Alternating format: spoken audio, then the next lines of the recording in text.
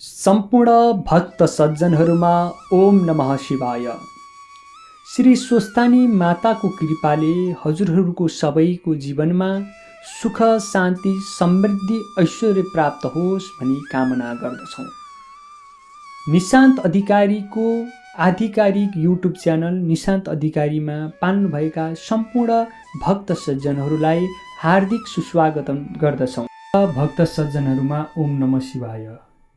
हिजोका दिनसम्म हामीले श्री स्वस्थानी व्रत कथाको 7औं अध्यायसम्मको कथा श्रवण गरिसकेका छौँ। सृष्टिको विस्तार क्रम, श्री महादेवको सतीदेवीसँग विवाह पश्चात दक्षले गरेको यज्ञमा सतीदेवीले आफ्नो देहको परित्याग लगायत महादेवले शिवजीलाई आफ्नो काखमा राखेर पृथ्वी भ्रमण गरेपछि सतीदेवीका अङ्गहरू पतन भएर उक्त अङ्गबाट विभिन्न शक्तिपीठहरूको उत्पत्ति भयो। ती शक्तिपीठहरूको विषयमा कथा श्रवण गरिसकेका छौँ। आज हामी 8औं अध्याय कथा श्रवण गर्नुभन्दा पहिले कथावाचक समेत सबै श्रोताले चन्दन अक्षता फूल लिएर हात जोड्नु, वक्ताले प्रार्थना पढ्नु, श्रोताले एकचित्त भएर श्रवण गर्नु। हरियं ब्रह्मा वरुणेन्द्र रुद्र मरुतः स्तुन्वन्ति दिव्यैस्तवैः वेदैः साङ्गपदक्रमोपनिषदैर्गायन्ति यं सामगाः ध्यानावस्थित तद्गतेन मनसा पश्यन्ति यं योगिनो यस्यान्तं न विदुषुरासुरगणा देवाय तस्मै नमः। श्रीमच्चन्दन चर्चितो जलवपु शुक्लाम्बरा मल्लिका मालालङ्कृत कुण्डला प्रविलसन् मुक्तावली शोभिताम् सर्वज्ञान निधान पुस्तकधरा रुद्राक्षमालाधरा वाग्देवी वदनाम्बुजे वसतु मे त्रैलोक्यमाता चिरम् मुखं करोति वाचालं पङ्गुं लङ्घयते गिरिं यत्कृपातमहं वन्दे परमानन्दमाधवम्।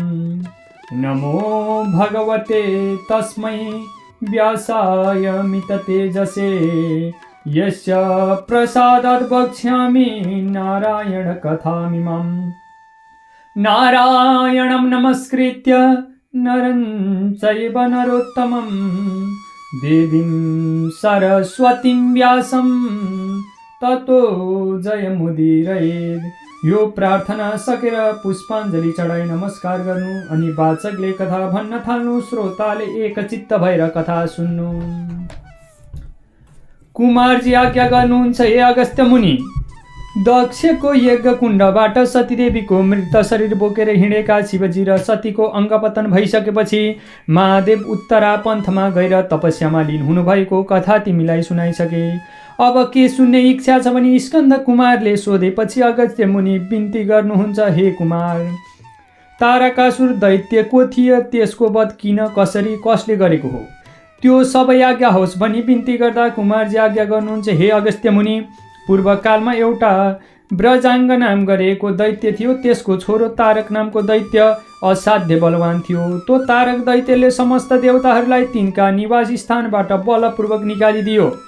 त्यसरी निकालिएका सबै इन्द्रादि देवताहरू भयले थरथर काम्दै पितामह ब्रह्माका शरणमा पुगे।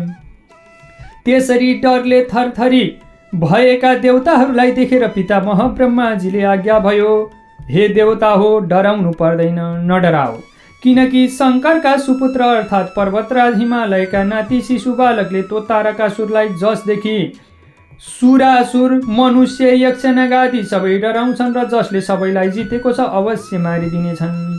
यस्तो आश्चर्य लाग्ने कुरा सुनेर अगस्त्य मुनि बिन्ती गर्दछन्, हे कुमार, त्यो वज्राङ्ग भन्ने दानव कुन दानवको वंशमा उत्पन्न भएको र त्यस वज्राङ्गको पुत्र तारकासुरले कसरी सम्पूर्ण देवताहरूलाई जितेर हावा कावा पार्न समर्थ भयो, फेरि कसरी स्वामी कार्तिकेयको जन्म भयो, उनले त्यस तारकासुरलाई कहाँ र कसरी मारे, यो सबै कुरा विस्तार पूर्व आज्ञा होस्। दितिको व्रत। अगस्त्य मुनिको बिन्ती सुनेर कुमारजी आज्ञा गर्नुहुन्छ, हे अगस्त्य मुनि, यो राम्रो प्रश्न गर्नुभयो, अब सुन्नुहोस्। यो सम्पूर्ण सृष्टिको प्रारम्भमा ब्रह्माजीका मानस पुत्र दक्ष नामका प्रजापति थिए। तिनकी पतिव्रता पत्नी बिरणीका गर्भबाट 60 कन्याहरू जन्मे। उचित समय प्राप्त भएपछि तिनमा 10 कन्या धर्मलाई दिए, 13 पुत्रीहरू कश्यप ऋषिलाई दिए, 27 छोरीहरू चन्द्रमालाई दिए, 4 कन्या अष्टनेमीलाई सुम्पिदिए, 2 कन्या बाहुकका पुत्रलाई, 2 पुत्री अङ्गिरा ऋषिलाई र 2 कन्या विद्वान कृष्वाश्वलाई दिए। तीमध्ये कश्यप ऋषिका पत्नीहरूको नाम अदिति, दिति, दनु, विश्वा, अरिष्टा, सुरसा, सुरभि, विनता, ताम्रा, क्रोधवसा, इरा, कद्रु थियो।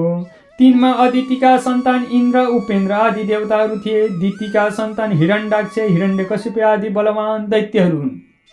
दनुका सन्तानहरू दानवहरू हुन्। सुरभिका सन्तान गाई गोरु आदि पशुहरू हुन्। विनका सन्तान गरुड, अरुण आदि पक्षीहरू हुन्। कद्रुका सन्तान नागहरू हुन्। यस्तै प्रकारले संसारका अन्य सबै प्राणीहरू अन्य व्यक्तिहरूका पत्नी तर्फका सन्तानहरू भएका थिए।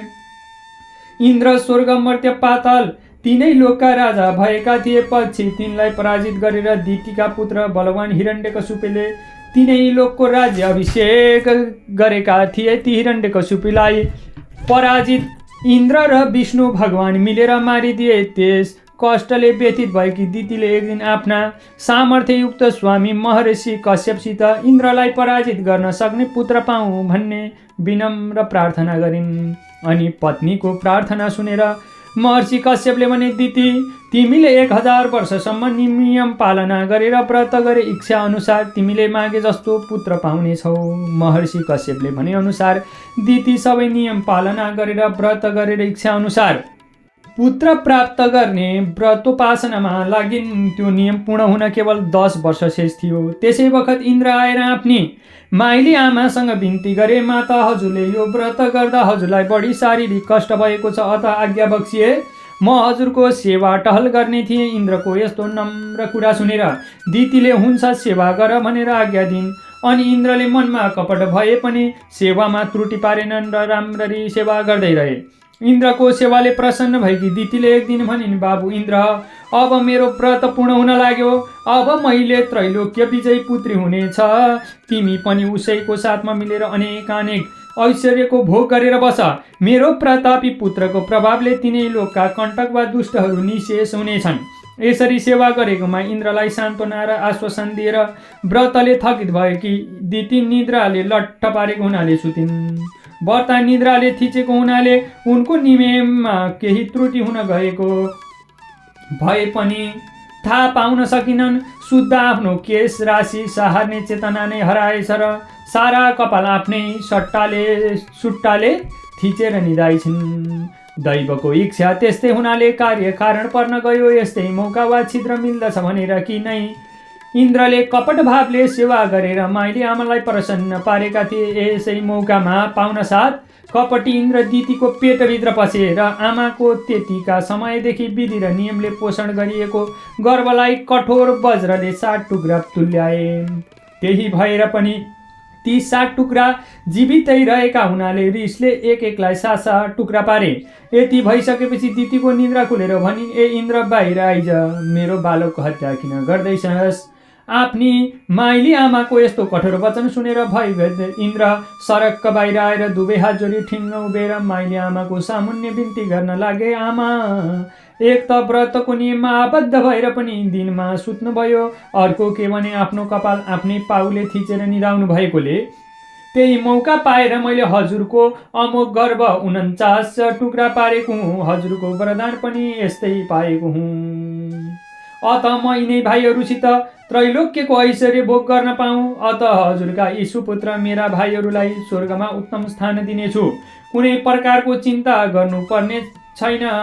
यति इन्द्रले भनेको सुनि विधिको विधान अथवा घटना चक्र जाने बुझेकी दितिले भने, इन्द्र, तिमीले भनेको उचित नै छ, मलाई स्वीकार छ, अब जाऊ। यति भनेर इन्द्रसित नै आफ्ना सबै छोराहरू पठाइदिन्। त्यसपछि आफ्नो इच्छित कामनामा विघ्न बाधा परेर खिन्न मन भएकी दिती फेरि कश्यप महर्षिका सामुन्य गएर बिन्ती गरिन्, हे प्रभु क्षमा गर्नुहोस्, इन्द्रको अभिमान भङ्ग गर्ने एउटा पुत्र मलाई दिनुहोस्। त्यस पुत्रलाई स्वर्गका कुनै पनि शस्त्रास्त्रले नष्ट गर्न नसकोस्। दितीद्वारा यसरी प्रार्थना गरिएका कश्यप महर्षिले भने, हे दिती, 10,000 वर्षसम्म कठोर तप गर्न सक्यौ भने वज्रभन्दा पनि साह्रो अङ्ग प्रत्यङ्ग भएको अत्यन्त कडा शस्त्रास्त्रले पनि त्यसलाई केही हानि गर्न नसक्ने र नाम पनि वज्राङ्ग भएको अद्वितीय छोरो हुनेछ। अब तपस्या गर्न जाऊ। महर्षिबाट यस्तो वरदान पाएर दिती वनमा तपस्या गर्न गइन्। त्यहाँ अनेक शीत तापको वास्ता नगरेर 10,000 वर्षसम्म घोर तपस्या गरिन्। त्यस तपस्याको फलस्वरूप देवी दितीले यस्तो छोरो प्राप्त गरिन् जसको जोडा तीनै लोकमा कहीँ कोही छैन, जसको शरीर वज्रले लाग्दा पनि केही हानि नोक्सानी नहुने, जसलाई कुनै पनि वीरहरूले पराजित गर्न नसक्ने। दितीले त्यसको नाम महर्षिको आज्ञाअनुसार वज्राङ्ग नै राखिन्। अनि गर्भमै समस्त अस्त्र शस्त्रको विद्यामा पारङ्गत भएको त्यो दिती पुत्र वज्राङ्गले दितीको सामुन्ने उभिएर दुवै हात जोडी श्रद्धापूर्वक भन्यो, आमा आज्ञा होस्, अब म के गरू। छोराको यस्तो उत्साहपूर्वक वचन सुनि प्रसन्न चित्त भएकी दितीले भनिन्, हे प्रिय पुत्र, देवराज इन्द्रले मेरा अनेक पुत्रहरू मारिदिएका छन्, अतः तिम्रा दाजुहरूको हत्याको साटो फेर्न वा प्रतिशोध लिन त्यस इन्द्रको वध गर्नु अत्यन्त आवश्यक छ। अब तिमी इन्द्रको वध गर्न सरासर स्वर्गतर्फ जाऊ। दितीद्वारा प्रेरित वज्राङ्ग दैत्यले आमाजु आज्ञा भनेर मेघ झैँ गर्जदै स्वर्ग गएर इन्द्रसित ठुलो युद्ध गरी जितेर इन्द्रलाई पाताले कसेर बलवान सिंहले मृगलाई घिसारे जस्तै इन्द्रलाई घिसार्दै आमाको सामुन्ने उभ्याइदियो। आफ्नो बलवान पुत्रले त्यस प्रकार इन्द्रलाई बाँधेर लगेको थाहा पाएर ब्रह्मा, महर्षि कश्यप दुवैजना दितीको महलमा पुगे। त्यहाँ आमा छोरा दुवै निर्भय साथ बसिरहेका थिए। वज्राङ्गलाई देखेर महर्षि कश्यप र ब्रह्माले भने, बाबु इन्द्रलाई मुक्त गरिदेऊ, किनकि यिनलाई यहाँ राख्नेले कुनै पनि हानि बाहेक केही लाभ छैन। बाबु सुन, कुनै पनि सम्मानित व्यक्तिको अपमान हुनु र मृत्यु हुनु समान मानिन्छ। जसलाई तिमीले हाम्रो अनुरोध मानेर मुक्त गरिदिन्थ्यौ त्यो मरे समानको नै हो भन्ने जान्नु।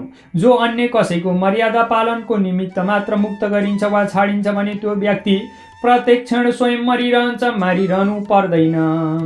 पुरुषार्थी व्यक्तिको वशमा परेको शत्रुप्रति के को शत्रुता हुन्छ। स्वयं ब्रह्माजी र महर्षि कश्यप समेतले यस्तो नीतियुक्त कुरा सुनेर बलवान वज्राङ्गले विनयपूर्वक भन्यो, देवराज इन्द्रसित मेरो कुनै पनि शत्रुता अथवा प्रयोजन छैन। आमाको आज्ञा पालन गर्नु नै मेरो कर्तव्य थियो र त्यही पालन गरेको हुँ। तपाईँ सबै देवता असुरहरूका स्वामी र मेरो प्रपितामह पनि हुनुहुन्छ, अतः तपाईँको आज्ञा शिरोधार्य गर्दछु। लौ हेर्नुहोस्, मैले देवेन्द्रलाई बन्धन मुक्त गरिदिएँ। मेरो भित्री इच्छा तपस्या गर्नमा नै छ, अतः प्रभुको कृपाले मेरो तपस्यामा कुनै पनि विघ्न बाधाहरू आइलाग्न नपाउन्। यही एउटा कुरा तपाईँको वरदान स्वरूप मलाई प्राप्त होस्। वीर वज्राङ्गको यस्तो नम्र कुरा सुनेर ब्रह्माजीले भन्नुभयो, हे वज्राङ्ग, मेरो अनुशासन पालन गरेर तिमीले अत्यन्त कठोर तपस्या गर्यौ, अतः तिमीले यसरी गरेको चित्त शुद्धि नै पर्याप्त छ। तिम्रो जन्म सफल भयो। यति भनेर तत्काल ब्रह्माजी एउटा सुन्दरी नारी सृष्टि गरेर, बाबु लौ यी पत्नी तिम्री हुन्, स्वीकार गर भनी जिम्मा दिनुभयो र ती सुन्दरी स्त्रीको नाम वराङ्गी भनेर ब्रह्माजीले आफ्नो लोकमा जानुभयो। त्यसपछि वज्राङ्गले ती सुन्दरी वराङ्गीलाई साथमा लिएर तपस्या गर्छु भनेर जङ्गलमा गयो। उसले दिव्य 1000 वर्षसम्म शुद्ध चित्त भएर अञ्जली जोरी एक पाउले उभिएर तपस्या गर्यो। अनि दिव्य 1000 वर्ष पञ्चाग्नि तापेर केवल धुवाँ मात्र पान गरी तपस्या गर्यो। फेरि 1000 वर्ष निराहार रहेर कठोर तपस्या गर्यो। फेरि दिव्य 1000 वर्षसम्म गहिरो तलाउको जलभित्र बसेर तपस्या गर्यो। जब पानीभित्र बसेर आफ्नो स्वामीले घोर कठोर तपस्या गर्न छाडेनन्, तब वज्राङ्गकी पत्नी वराङ्गी पनि त्यही तलाउको तटमा मौन व्रत पालन गरी निराहार रहेर तपस्यामा लागिन्। यसरी वज्राङ्ग उपस्थित नभएको मौका पाएर वराङ्गीको तपस्यामा देवराजले अनेक थरीका विघ्न बाधाहरू उत्पन्न गर्न थाले। ती कुनै बेला ठुलो बानरको रूप लिएर आई ती तपस्विनीको कुटभित्र पसेर त्यहाँ भएका घडा, जलपात र कमण्डलु आदि सबै यताउता फालिदिन र कहिले डरलाग्दो भेडाको रूप लिएर आई थरी थरीका शब्द गरी आश्रम नै कम्पित पारिदिने, कहिले भयङ्कर सर्पको रूप धारण गरेर तपस्विनीका खुट्टामा बेरिला तानेर लडाइदिने। तपस्याको प्रभावले गर्दा सर्पले टोक्दा पनि ती मरिनन् अनि स्यालको रूपमा आएर आश्रमका सबै स्थानहरू अपवित्र पारिदिने इत्यादि विघ्न गर्दा पनि पतिव्रता निश्चल भएर तपस्यामा लागिरहेकी देखेर देवराजले फेरि मेघको रूप धारण गरी मुसलधारे वर्षा गरिदिने तथा जलले सम्पूर्ण आश्रम नै डुबाइदिने गर्न थाले।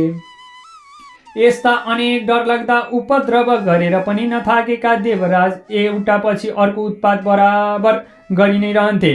ती पतिव्रता वराङ्गी आफ्नो आश्रमको यो पहाडको चरित्र होला भन्ने मनमा ठानी जब त्यस पर्वतलाई श्राप दिन तयार भइन् तब श्रापको भयले पर्वत मानिसको रूप धारण गरी सामुन्ने आएर अञ्जली जोरी बिन्ती गर्न लागे, हे सुन्दरी, जे भयो त्यो सबै मैले गरेको होइन, मसित क्रोध नगर, म त निर्दोष छु, म सबैको आश्रयदाता सेवनीय र वन्दनीय एउटा पर्वत हो जहाँ जे जति उपद्रव वा अनर्थ भए ती सबै तिम्रो तपस्या देखेर भयभीत भएर देवराजको काम हो। पर्वतको कुरा सुनेर सतीले कुनै पनि उत्तर दिइनन्। उता प्रतापी वज्राङ्गको कठोर तपस्याले प्रसन्न भएका ब्रह्माजी वज्राङ्गको तपस्या गरिएको स्थानमा उपस्थित भएर आज्ञा गर्नुभयो, हे दितिपुत्र वज्राङ्ग, उठ, म तिम्रो इच्छा पूर्ण गराइदिन्छु। पितामहको यस्तो बाणी सुनेर अञ्जली जोरी वज्राङ्गले भन्यो, हे भगवान, मेरो मनमा आसुरी भाव रहन नपाओस्, तपस्यामै मेरो चित्त लागिरहोस्, तपको साधना स्वरूप यो देह पनि जस्ताको तस्तै रहिरहोस्। वज्राङ्गको प्रार्थना र इच्छा सुनेर प्रसन्न भएका ब्रह्माजीले तिम्रो कामना पूर्ण होस् भनेर वरदान दिएर पितामह आफ्नो लोकमा पाल्नुभयो। आफ्नो तपस्यामा दत्तचित्त भएको वज्राङ्ग पितामह गइसकेपछि अब केही खानपान गरौँ भनी वराङ्गीको आश्रममा उपस्थित भयो। त्यस आश्रममा पत्नीलाई नदेखि बढी भोक लागेको हुनाले कन्दमूलको खोज गर्दै त्यही कन्दराक भित्र पुग्यो र त्यहाँ बसेर रोइरहेकी तथा सानो वस्त्रले अनुहार ढाकेकी वराङ्गीलाई देखियो अनि सान्त्वनाको स्वरमा भन्यो, हे प्रिय, तिमीलाई कसले के गर्यो, किन दुखी भएकी छौ भन। यदि कुनै व्यक्ति तिमीलाई कष्ट दिन्छ भने त्यसले छिटै नै यमपुरी जाने तरखर गर्यो भनेर जान। आफ्ना पतिको त्यस्तो आश्वासन पाएकी वराङ्गीले भनिन्, हे स्वामी, म आफ्नो कुनै रक्षक नै नभएकी जस्तै अनाथ भएँ। त्यो दुष्ट देवेन्द्रले मलाई के गर्यो के गरेन म भन्न असमर्थ छु। त्यसले मलाई तर्साएन कि कुल्चिएन कि थिचेन कि कुटपिट गरेन कि के गरेन के भनौँ। अब यो दुःखको सागरबाट पारी तर्न मलाई असाध्य गाह्रो पर्न गयो। त्यसैले कन्दराभित्र आएर अब प्राण नत्यागी यसबाट उम्कन सक्दिनँ भनी मनमनै मसक्क आँट गरेकी हुँ। हजुरलाई केवल तपस्या गर्न पाए भयो, मेरो केही वास्ता छैन। मलाई भने त्यो दुष्ट इन्द्रले भयङ्कर कष्ट दियो, अझ के गर्ने हो थाहा छैन। अब मेरो माया छ भने, मनमा दया छ भने शोकरूपी महासागरबाट मलाई पारी तारिदिने एक त्रैलोक्य विजयी तारक पुत्र दिनुहोस्। आफ्नी पत्नीले यसरी भन्दा क्रोधले व्याकुल भएर पनि देवराजको साथ होलिन समर्थ त्यो बलवान वज्राङ्ग केही नबोली फेरि तपस्यामै निमग्न भयो। वज्राङ्गले मनमनै गरेको सङ्कल्पको भयङ्करता जानेर ब्रह्माजी वज्राङ्गको तपस्या गरेको स्थानमा पुगेर आज्ञा गर्नुभयो, हे वीर वज्राङ्ग, तिमी फेरि किन यस्तो कठोर वा क्रूर तपस्यामा लागेका? आहाराको खोजीमा गएका थियौ, किन त्यो खान पानको परित्याग गरेर फेरि तपस्यामै कम्मर कस्यौ? सुन, दिव्य 1000 वर्ष निराहार बस्दा जे फल पाइन्छ त्यो फल सहजमा प्राप्त भएको आहार त्याग गर्दा पाइन्छ। आफूले इच्छा गरेको वस्तु नपाई त्याग गरिदिनु कुनै महान कुरा होइन, बरु त्यो त्याग परित्याग हो जसले स्वयं उपस्थित भएर इच्छा वा कामनाको परित्याग गर्दछ। ब्रह्माजीको यस्ता वचन सुनि वज्राङ्गले बिन्ती गर्यो, हे भगवान, हजुरका आश्वासन पाएपछि जब म तपस्या छोडेर उठे तब मैले आफ्नी पत्नीलाई एक वृक्ष मुनि बसेर मलिन अनुहार पारेकी भयभीत भएकी दयाकी पात्र चाहिँ देखेर मेरो मनमा तिनको स्थिति देखेर निकै चोट पर्यो र मैले सोधेपछि उनले कम्पित स्वरमा मलाई भनिन्, कुनै आफ्नो रक्षक वा स्वामी नै नभए चाहिँ देवराज इन्द्रले के गर्यो के गरेन म मिचिएँ, थिचिएँ, कुटिएँ, पिटिएँ, कुल्चिएँ, लछारिएँ, पछारिएँ। एक वा दुईपल्ट होइन, बारम्बार कष्टमा परे। यस्ता भयानक कष्टबाट पार पाउने कुनै उपाय नदेख्दा म मर्न तयार भएकी छु। यदि मलाई यस कष्टबाट उतार्ने इच्छा छ भने अब यो कष्टरूपी समुद्रबाट पारी तार्न सक्ने सामर्थ्य वा शक्ति भएको तारक पुत्र दिनुहोस् भनेकी हुनाले देवराजको इन्द्रको यस नीति विरुद्ध कामबाट क्षुब्ध भएर पत्नीले मागे अनुसार समस्त देवगणलाई पराजित पार्ने र मेरो पत्नीलाई यो घोर सङ्कटबाट पारितार्न सक्ने कठोर तपस्या गर्न लागेको हुँ। वीर वज्राङ्गको यस्तो कुरा सुनेर पितामहले आज्ञा गर्नुभयो, सुन बाबु, यस्तो कष्टदायक तपस्या गरेर साध्य छैन। अब तपस्या गर्न पुरा भयो, तिमीलाई बलवान तारक पुत्र हुनेछ। त्यो छोरो समस्त देवगणहरूका पत्नीहरूको कपालको जुरो भुस्काउने पराक्रम भएको हुनेछ। पितामह ब्रह्माजीबाट यस्तो वरदान पाई ब्रह्माजीलाई दण्डवत गरे। आफ्नो घरमा आएर आफ्नी पतिव्रता पत्नी बराङ्गीलाई प्रसन्न पार्यो अनि आफ्ना पराक्रमी स्वामीबाट रहेको गर्भ तिनले 1000 वर्षसम्म पेटमै राखिन्। 1000 वर्षपछि ती बराङ्गीले तारकासुर छोरो जन्माइन्। त्यो तारकासुर जन्मन साथ सम्पूर्ण संसार नै थरथरी भयो। पृथ्वी भूमि चाल भयो, सबै समुद्रहरू डोलायमान भए, पहाड पर्वत डाँडा काँडाहरू सबै थर्कमान कम्पित भए। प्रचण्ड आदि बेरी र चक्रवात चल्न लाग्यो। ऋषि मुनिहरू शान्ति शान्ति भन्दै जप पाठ गर्न लागे। जङ्गली जन्तु बाघ भालु स्याल आदि उच्च उच्च स्वरले कराउन थाले। आकाशमा सूर्य चन्द्र र ताराहरूको ज्योति मलिन देखिन थाल्यो। दिशा विदिशा सबै छारो र तुवालोले ढाकेर कुइरीमण्डल देखिन थाल्यो। तारकासुरको जन्म भएको सुन्नासाथ अनेक साना ठुला दैत्य र दानवहरू अत्यन्त हर्षित भएर सबै एकत्र हुन त्यहाँ पुगे। अनेक प्रख्यात असुर सुन्दरीहरू जम्मा भएर नाचगानको उत्सव गर्न थाले। त्यहाँ ठुला ठुला दैत्य दानवहरू एकत्र भएर महान उत्साहले पूर्ण उत्सव गरे। यस्ता समस्त देवताहरू अब के उत्पात हुने हो भनी चिन्ता गर्न लागे। आफ्नो त्यस्तो पुत्र देखेर सुन्दरी बराङ्गीले हर्षले उर्लेर आयो। पहिलेका कष्टहरू सबै बिर्सिन्। अब दानवराजको विश्व विजय गर्ने कुरामा कुनै शङ्का अथवा बाधा रहेन भन्ने विश्वास गरेर अत्यन्त पराक्रमी तारकासुरको जन्म हुनासाथ अनेक शक्तिशाली महिषासुर र कुजम्भ आदि ठुला ठुला असुरहरू आएर सम्पूर्ण दैत्य दानव असुरवर्गहरूको विख्यात साम्राज्य सिंहासनमा राखी तारकासुरलाई राज्य अभिषेक गरिदिए, अर्थात् आफ्नो राजा स्वीकारे। यस प्रकार आसुरी शक्तिको प्रधान र साम्राज्यको सम्राट बनिसकेपछि त्यो बलवान तारकासुरले आफ्ना समस्त सहयोगी र हितैषी ठुला ठुला दैत्य दानवहरूलाई र असुरहरूलाई एक सूत्रमा आबद्ध पारी युक्ति बुद्धिपूर्वक भन्न लाग्यो, हे महान बलवान मेरा सहयोगी असुर हो, तपाईहरू अतुल शक्तिको स्वामी हुनुहुन्छ। अब मेरो कुरा ध्यानपूर्वक सुन्नुहोस्। अब के गर्नाले हामी सबैको कल्याण हुन्छ त्यस विषयमा राम्ररी विचार गर्ने समय उपस्थित भइसकेको छ। हे सहयोगी दैत्य दानव, समस्त देवताहरू हाम्रो वंश समाप्त पार्ने योजनामा लागि परेका छन्। फेरि देवताहरूसित हाम्रो जातिगत शत्रुता वा वैरत्य छ, तिनीहरूको दमन गर्न हामी सबैले आफ्नो बाहुबलको भर मानेर तत्काल धावा गर्नुपर्दछ। तर एक कुराको विचार गर्नु आवश्यक छ, त्यो के हो भने तपस्या नगरी ती देवताहरूलाई जित्न निकै कठिन छ। तसर्थ पहिले म स्वयं तपस्या गर्छु अनि देवगणसित लडेर युद्धमा विजय प्राप्त गर्नेछु। त्यसपछि हामी सबै मिलेर संसारभरिको सम्पत्ति जोरी उपभोग गर्नेछौँ। तपस्याद्वारा आफ्नो बल प्रभावको आर्जन गर्नु एउटा उत्तम र दरिलो उपाय हो। यसैले गर्दा लक्ष्मी स्थिर हुन्छन्। तपस्या गर्न नसक्ने कुनै पनि व्यक्तिका घरमा चञ्चला लक्ष्मी स्थिर भएर बस्दिनन्। मैले भनेको कुरा ध्रुव सत्य हो भन्ने जान। आचार विचार संयम नियम वा तपस्या रूपी धनले हीन व्यक्तिको केही सम्पत्ति आर्जन गरे पनि त्यसको त्यो धन ऐश्वर्य सबै अस्थिर र क्षणिक हुन्छ, केवल असन्तुष्टि प्रदान गर्ने मात्र हुन्छ। तारकासुरका यस्ता वचन सुनेर सबै दैत्य दानवहरू एकपल्ट त छक्क परे, तर राम्ररी विचार गर्दा सबैले उचित र उत्तम कुरा हो भनी समर्थन गरे। यसरी आफ्ना सबै सहयोगीको समर्थन प्राप्त गरेको तारकासुर पारी यात्रा पर्वतमा पुगे। त्यहाँको गुफामा बसेर तपस्यामा लीन भयो। खाना पान त्यागी पञ्चाग्नि तापेर केवल सुकेका पात र जल मात्र पिएर दिव्य 10,000 वर्षसम्म तारकासुरले कठोर तपस्या गर्यो। त्यसपछि शरीरबाट प्रतिदिन तोला तोला मासुको कुड्का काटेर हवन गर्दा सर्वाङ्गको मासु नै समाप्त भयो। शरीरमा केवल हाड र छाला मात्र रहन गयो। त्यसरी त्यो तारकासुरले जति जति मासु काटेर हवन गर्दै गयो उति उति त्यसको तपस्याको प्रभाव बल्दो आगो चाहिँ उज्जवल हुँदै जान लाग्यो। अनि त्यसको तपस्याको ज्योति वा तेजले सारा संसार नै आकुल व्याकुल हुन लाग्यो। त्यो थाहा पाएपछि ब्रह्माजी त्यस परियात्रको ठुलो कन्दरामा स्वयं उपस्थित भएर तपसी तारकासुरलाई भन्नुभयो, हे वीर तारकासुर, तिम्रो कठोर तपस्याले म प्रसन्न भएँ, तिमीलाई वर दिन आएको छु, उठ।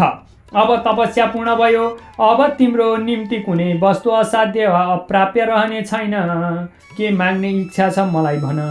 ब्रह्माजीको यस्तो वचन सुनेर तारकासुरले प्रथम साष्टाङ्ग दण्डवत गरी दुवै अञ्जली जोडी नम्र भएर बिन्ती गर्न लाग्यो, हे भगवान, हजुर स्वयं अन्तर्यामी र सर्वज्ञ हुनुहुन्छ र सबैका मनका कुरा जान्नुहुन्छ। अत बलवानले दुर्बलमाथि कुनै अत्याचार वा थिचोमिचो गर्दछ भने त्यो निर्बलले पनि त्यस अत्याचारीसित साटो फेर्न प्रयत्न अवश्य गर्दछ। फेरि कुनै पनि आत्मसम्मान भएको व्यक्तिले अगाडि बढ्ने प्रयत्न त गर्दै रहन्छ, यदि त्यसमा कसैको विघ्न बाधा उपस्थित गर्दछ भने त्यसमा प्रतिक्रिया स्वरूप जे गर्नुपर्ने हो त्यो निर्बलले अवश्य गर्दछ, यसमा शङ्का छैन। हामी असुर र दैत्य दानवादीको देवगणहरूसित स्वभावले नै वैरत्व छ, किनकि देवताहरू धर्म कर्म र शर्म केही ख्याल नराखी निर्दयतापूर्वक असुरहरूलाई समाप्त वा निर्मूल पार्ने उपाय वा चेष्टा गर्दै रहन्छन्। अतः म सबै दैत्य दानव र असुरहरूको कल्याण गर्न तथा समस्त देवताहरूले गरेको अत्याचारको साटो फेर्न सकूँ, अनि सबैका जतिसुकै बलिया अस्त्र शस्त्र भए पनि मेरो मृत्यु नहोस्, अर्थात् कसैबाट पनि मेरो मृत्यु नहोस्। म अमर हुँ, मलाई यही वर दिनु भए सन्तुष्ट हुनेछु, यसबाहेक अरू केही पनि चाहिन्न। तारकासुरको यस्तो वचन सुनेर प्रजापति ब्रह्माले आज्ञा गर्नुभयो, हे दानवराज, यस संसारमा मृत्यु नहुने कुनै प्राणी छैन वा हुँदैन, जन्मेपछि अवश्य मर्दछ। अतः जसबाट तिमीलाई मेरो मृत्यु हुन सक्दैन भन्ने विश्वास छ, त्यस्तै कुनै कुराको मृत्युको कारण मानेर त्यो बाहेक अरू कतैबाट मृत्यु नहोस् भन्ने वर माग, अनि मात्र म वरदान दिन सक्नेछु। प्रजापति ब्रह्माको यस्तो अलि घुमाउरो कुरा सुनेर तपस्याको अभिमानले उन्मत्त भएको त्यो तारकासुरले बिन्ती गर्यो, हे प्रभु, हजुरको हुकुम स्वीकार छ। यदि कुनै 7 दिनको बालक आएर मार्छ भने मात्र म मरु, नभए अरूबाट मेरो मृत्यु नहोस् र मेरा इच्छाहरू सबै पूर्ण हुन् भनी माग्यो। अनि ब्रह्माजीले तथास्तु भनेर आफ्नो लोकमा जानुभयो, अनि तारकासुर पनि त्यहाँबाट निस्केर आफ्नो निवास स्थानतिर लायो। यसरी कठोर तपस्यामा पूर्ण रूपले सफल भएर आएको दैत्यराज तारकासुरका वरिपरि अनेक ठुला साना बलवान दानव दैत्यहरू चारैतिर घेरा दिएर बसे।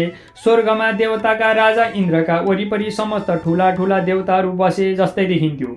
सबै दैत्यहरूलाई हर्षोल्लासमा डुबाउने दैत्यराज तारकासुरको महान साम्राज्यमा वसन्तादि षड ऋतुहरू आफ्ना आफ्ना प्रभाव र गुणहरूले पूर्ण भएर दिव्य स्वरूप धारण गरी त्यहाँ उपस्थित थिए। सबै दिशाका लोकपालहरू तारकासुरका सेवक भइसकेका थिए। कान्ति, द्युति, मेधा, धृति र श्री सहित त्यस दैत्यराजको प्रभावमा आसक्त भए झैँ आफ्ना आफ्ना सम्पूर्ण गुणहरूले युक्त भई कुनै न्यूनता नराखी सावधानीपूर्वक दैत्यराजको सेवामा तत्पर रहेका थिए। सम्पूर्ण अङ्गमा अङ्गराज चन्दन आदि लेपन गरेको तारकासुरको महान राजमुकुट शिरमा लगाएको, पाखुरामा उत्तम बाजुबन्द कसेको, आसुरी साम्राज्यको श्रेष्ठ सिंहासनमा आसीन दानवराजका दुवैतिर उभिएर सुन्दरी अप्सराहरू चामर हम्किरहेका र ती एक क्षणका लागि पनि यताउति जाँदैनथे। सूर्य चन्द्रलाई उज्यालो पार्ने, बत्तीको कार्यमा र पङ्खा चलाउने काममा, वायुलाई सवारीको बाटोहरूको हेरचाह गर्ने काममा यमराजलाई खटाएको थियो। यस प्रकार तारकासुरले राज्य सञ्चालन गरेको केही समय बितेपछि उसले आफ्ना मन्त्रीहरूसित भन्यो, हे दानवेश्वर हो, यस प्रकार केवल सुखका असीमित साधनहरूमा अल्मलिएर वा ऐश्वर्य भोग गरेर मात्र केही हात लाग्दैन। अब स्वर्गमा आक्रमण वा हवनमा हमला गर्नुपर्दछ। देवताहरूले हामीप्रति गरेको विरोध र शत्रुता रूपी आगोको ज्वाला ननिभाएसम्म तिमीहरूको शान्त भएर बस्नु उचित छैन। स्वर्गमा बसेर ती देवताहरू आजसम्म यज्ञ भाग हवि आदिको उपभोग गरिरहेकै छन्। आफ्ना राम्रा राम्रा देवीहरूलाई साथमा लिएर देवताहरू स्वर्गीय नन्दन काननका बगैँचाहरूमा, क्रीडा स्थलीहरूमा गएर दिव्य अप्सराहरूसित आनन्द भोग प्राप्त गरिरहेका छन्। यस संसारमा जन्म लिएर कुनै मानिसले केही पुरुषार्थ गर्न असमर्थ छ भने त्यसले जन्म लिएको व्यर्थ छ। जन्म लिएकै होइन भने पनि हुन्छ। जसले आफ्ना मातापिताको सेवा गरेन, बन्धु बान्धवको पीर मर्का निवारण गर्न सकेन, आफ्नो स्वच्छ कृति फिजाउन सकेन भने त्यस्ता व्यक्ति जन्मेर पनि मरेकै समान हो भन्ने मेरो विचार छ। ठुला ठुला अभिमानी देवगणहरूलाई जितेर तिनै लोकको सम्पत्ति यहीँ ल्याउन अब मेरो दिव्य र तयार पार दानवहरूको अजेय भएको विशाल सेना सुसज्जित गराऊ। सुवर्णको चिन्ह अङ्कित भएको ध्वजा र मोतीको झालर चारैतिर भएको उत्तम छाता सज्जित पारेर ल्याऊ। दैत्यराज तारासुरको यस्तो आज्ञा सुनेर ग्रसन नामको सेनापतिले स्वामीको आज्ञा अनुसार सबै तयार गरायो। सैनिक बाजा बजाउन लगाई। तत्काल असुर दैत्य दानवहरूलाई एकत्र पारी हजारौं अश्व, स्वच्छ, सेता वस्त्र, तन्ना र पर्दा आदि उपकरणहरूले संयुक्त भएको 4 योजन फराकिलो अनेक थरीका क्रीडाकारहरू भएको तथा सङ्गीत वाद्य यन्त्रहरूले पूर्ण भएको देवराज इन्द्रको पुष्पक विमान जस्तो 8 चक्र वा पाङ्ग्रहरू भएको दैत्यराज तारकासुरको विशाल रथ तथा 10-10 कोटी सेनाका एक पराक्रमी दैत्यपतिहरू सेनानायकको रूपमा सुसज्जित गराइदिए। प्रधान सेनापतिहरूमा जम्बासुर, महिषासुर, कृजम्बासुर, कुञ्जरासुर, कालनेमी, मेघासुर, मथननेमी, शुम्भ र जम्बक यी 10 बलवान दानवहरू खटिएका थिए। अरू पनि हजारौं दानवहरू पृथ्वी नै दलमल पार्ने सामर्थ्य भएका, विविध प्रकारका अस्त्र शस्त्र विद्यामा निपुण वा पारङ्गत भएका तथा थरी थरीका हतियार भिरेका प्रचण्ड पराक्रमी पर्वताकार शरीर भएका सेनाहरू सज्जित भए। दानवराज तारकासुरको ध्वजा सुवर्णले पाताले बनेको टल्कने थियो र रौद्र रसका देवता त्यस सुवर्णका पातामा अङ्कित गरिएको थिए। मुख्य सेनापति ग्रसनको ध्वजा मकराङ्कित थियो। सेनापति जम्बको ध्वजा फलामको र पिशाचको मुख अङ्कित भएको थियो। कुजम्बको ध्वजामा पुच्छर हल्लाइएको गधा अङ्कित थियो। महिषासुरको ध्वजामा सुवर्णको स्याल लेखिएको थियो। शुम्भको ध्वजामा कालो काग अङ्कित गरिएको थियो। यस्तै प्रकारले अनेक थरीका ध्वजा पताकाहरू अन्यान्य दैत्य सेनापति पनि थिए। ग्रसनको रथमा घोडाको स्थानमा सुवर्णको हात पहिरिएका बढी वेग र स्फूर्ति भएका 100 बाघ जोतिएका थिए। जम्बको 100 सिंह नारिएको रथ थियो। कृजम्बको रथमा पिशाचको अनुहार भएका गजर्दभहरू जोतिएका थिए। महिषासुरको रथमा उठहरू थिए। कुञ्जरासुरको रथमा अश्वहरूले, मेघको रथमा बाघले, कालनेमीको रथ हात्तीले, निमीको ठुला ठुला लामो दाँत भएका हात्तीले युक्त रथ थियो।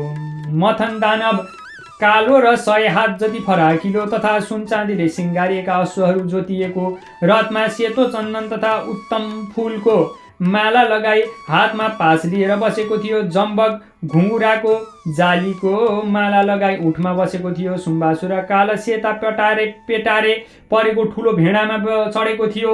यस्तै अन्यान्य वीर कुण्डल आदिले शोभायमान भएका थरी थरीका उत्तम वस्त्र, काँधमा राखेका नाना प्रकारका फूलका र रत्नहरूका मालाले सुशोभित भएका, प्रचण्ड र अद्भुत पुरुषार्थ देखाउन समर्थ भएका, अत्तर र गुलाब जलले सुगन्ध प्रसन्न चित्त भएका र बन्दीजनले गुणगान गरिएका तथा हरेक प्रकारका सेनाहरू सङ्ग्राममा बाजाहरूका तालमा बराबर अघि बढिरहेका, अश्व, पैदल, रथ र हात्तीमा बसेका रथी, महारथी र अतिरथीले संयुक्त तो दैत्यपतिको चतुरङ्गिणी सेना अत्यन्त भयदायक देखिन्थ्यो।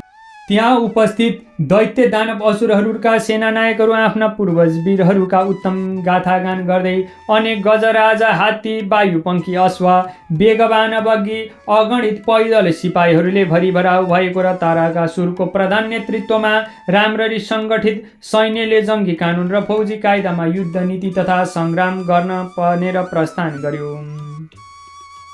दैत्यराज तारकासुरको सैनिक साजसज्जा र अभियानको सुइँको पाएर सम्पूर्ण गतिविधिहरू राम्ररी विचार गर्न र जान्नका लागि देवराज इन्द्रका गुप्तचरहरू यत्रतत्र डुलिरहन्थे। तीमध्ये सबैभन्दा बाठोदुत वायु थियो र त्यसले दैत्य सैनिकहरूलाई तयार भएर आकाश मार्गबाट देवलोकतिर गइरहेको तारकासुर दैत्यका सेनाहरू देखेर स्वर्गपुरीमा देवराज इन्द्रको विशाल सभामा तत्काल गएर सबै देवताहरू एकत्र भएका बखतमा समस्त असुरहरू स्वर्गमा आक्रमण गर्ने विचारले अगाडि बढिरहेका छन्।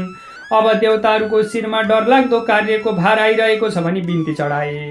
गुप्तचर वायुले भनेको कुरा सुनेर केही बेर नेत्र बन्द गरेर मनमनै विचार गरिसकेपछि आँखा उघारेर सम्पूर्ण देवताका सुयज्ञ गुरु बृहस्पतितर्फ फर्की देवराज इन्द्रले समयोचित कुरा भने, हे गुरु, अब देवताहरूको दैत्यको दानवहरूसित भयङ्कर सङ्ग्राम मञ्चिने लक्षण प्रत्यक्ष देखिन आयो। अब के गर्ने र के गर्दा हामीहरूको कल्याण हुनेछ? यसरी वैदिक यत्नसहित तत्काल उपस्थित कर्तव्यको आज्ञा गर्नुहोस्। देवराज इन्द्रको यस्तो आज्ञा सुनेर गुरु बृहस्पतिले भन्नुभयो, हे सूर्यराज, साम दाम दण्ड र वेद यी 4 थरीका नीतिहरू कुनै आशंकामा परेका राजाहरूको निम्ति चतुरङ्गिणी सेना जस्तै हुन् तथा देशकाल परिस्थिति र आइलागेको शत्रु अनुसार कुन बेला कहाँ के गर्दा योग्य होला त्यो सबैमा राम्रो विचार पुर्याई तिनको प्रयोग गर्न जान्नुपर्दछ। वर्तमान स्थितिलाई दृष्टिमा राखेर विचार गर्दा यो बेला दानव दैत्यहरू पराक्रमी तारकासुरको संरक्षणमा हुनाले साम नीतिद्वारा कार्यसिद्धि हुने आशा क्षीण देखिन्छ।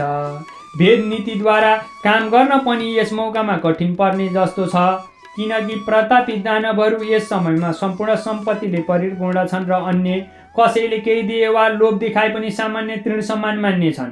यस कुरामा महाराजको के कस्तो विचार छ? फेरि साम भन्ने नीति दुर्जन वा सठमा प्रयोग गर्ने कुरा होइन, किनकि कठोर स्वभाव भएका दुष्टहरूका मनको धारणा यस्तो छ कि भयभीत भएको शत्रुले मात्र साम नीतिको प्रयोग गर्दछ। अतः त्यस्ता दुष्टहरूप्रति दण्ड नीतिको अवलम्बन गरेर पुरुषार्थ देखाएर आक्रमण गर्न नै सक्नुपर्छ, नभए शत्रुले थिच्न सम्भव छ।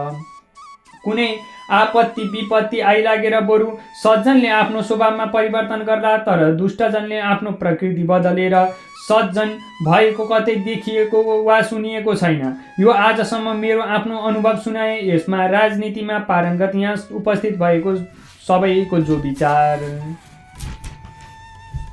स्वर्गपुरीका समस्त देवता र देवराज इन्द्रका बुद्धिमान गुरु बृहस्पतिको यस्तो गम्भीर तर्क र विचारले पूर्ण सल्लाह अनुसार महाराज इन्द्रले आफ्नो गुरु बृहस्पतिसँग, हे गुरु, हजुरको कथन वा सल्लाह ठिक छ र कर्तव्य पनि यही हो भन्दै देवताहरूको सभामा भने, हे देवता हो, पुरा ध्यान दिएर मैले भनेको सुन्नुहोस्।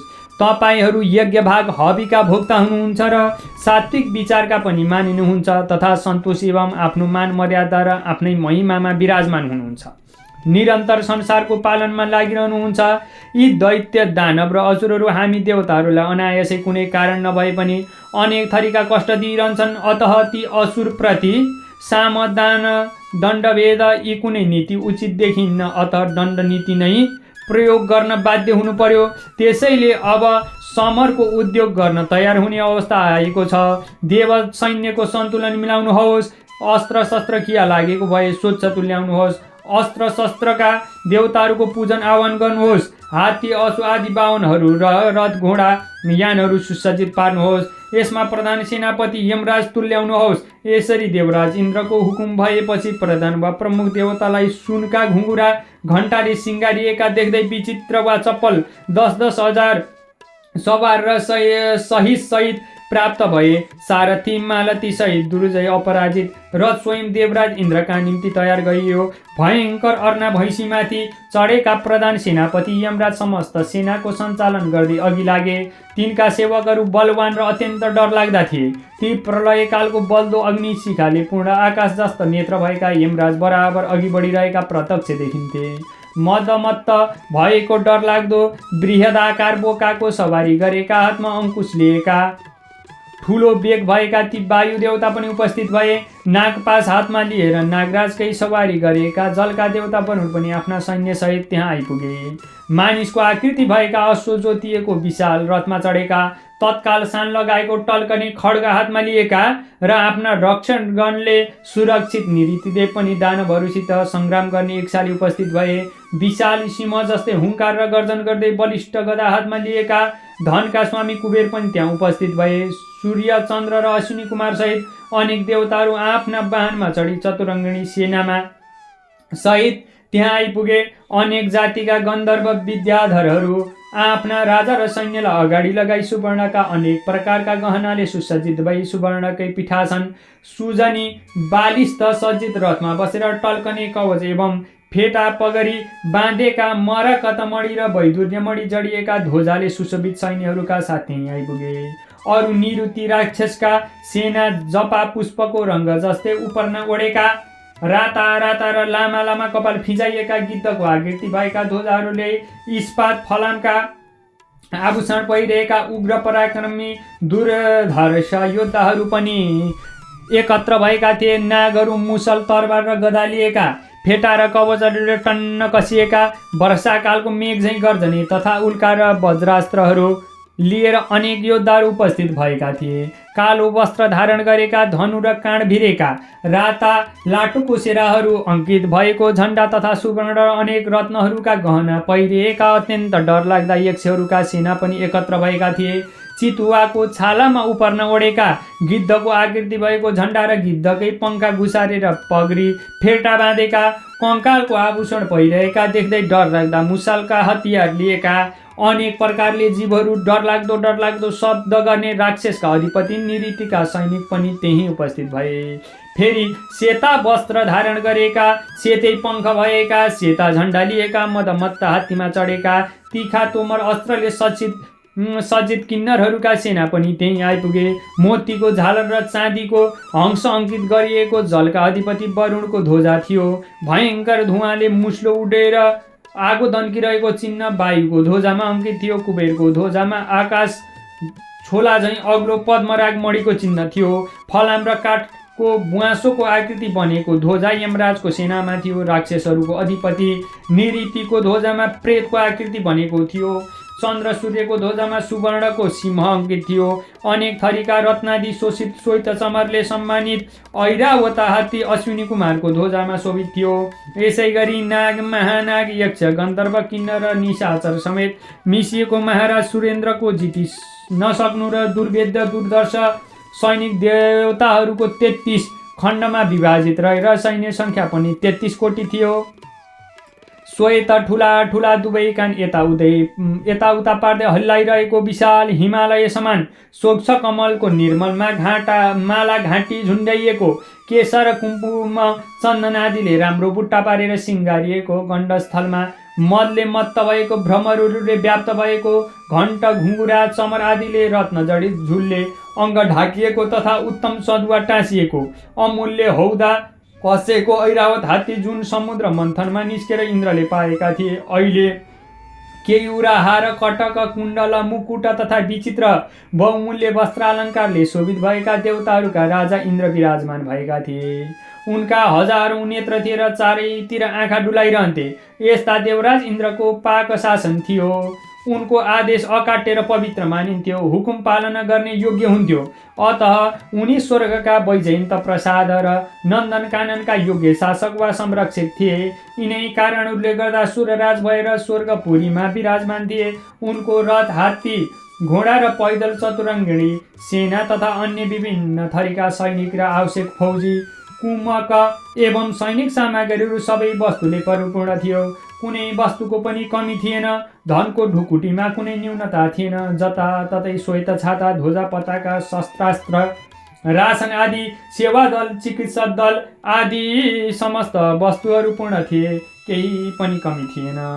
जय जय श्री स्कन्द पुराणे केदार खण्डे माघ महात्म्ये कुमार अगस्त संवादे श्री स्वस्तानी परमेश्वर्या व्रत कथायां नाम अष्टमोत्सव हरये नमः।